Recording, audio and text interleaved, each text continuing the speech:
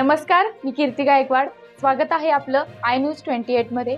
चला तर मग जाणून घेऊयात महाराष्ट्रातल्या ताज्या घडामोडी. पैठण तालुक्यातील पारुंडी गावामधील पारसनाथ गोशाळा संचालकित समृद्धी आत्मनिर्भर मोफत शिलाई मशीन प्रशिक्षण व मोफत शिलाई मशीन वाटप करण्यात आले.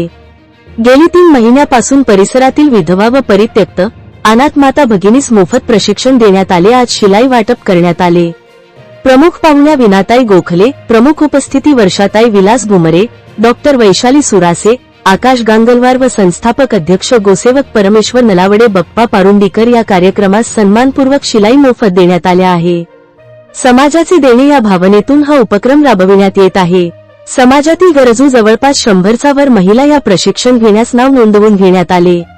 आज या संस्थेकडून मशीन उपलब्ध करण्यास प्रयत्न करण्यात येणार आहे. मातृशक्ती आत्मनिर्भर व्हावा हाच उद्देश ठेवून कार्यक्रमास आयोजित करण्यात येत आहे.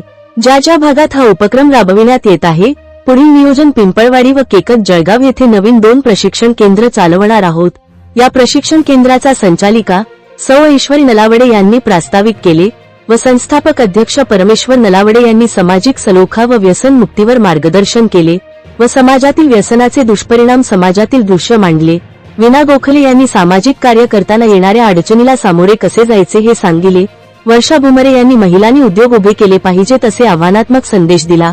यावेळी उपस्थित ज्योती काकडे, संभाजीराव तवार, भूषण तवार, अभिजित तवार, चेअरमन काकासाहेब नलावडे, भगवान कारके प. सदस्य, शिवाजी काकडे, गणेश आबा नलावडे, संतोष नलावडे, तात्यासाहेब नलावडे, ज्ञानेश्वर कोहकडे, बाबासाहेब शिंदे, विजय नलावडे, सदाशिव नलावडे, योगेश नलावडे, बप्पासाहेब दौंड, सुभाष नलावडे, भास्कर गोरडे, जफर शेख, अलीम शेख, जफर शेख, प्रकाश डाके, अर्जुन खरात, अनिल गवळी, रमेश नलावडे, तुकाराम नलावडे, कल्याण नलावडे. इंडिया न्यूज 28 वैजापूर तालुका प्रतिनिधी अनिल सूर्यवंशीची रिपोर्ट.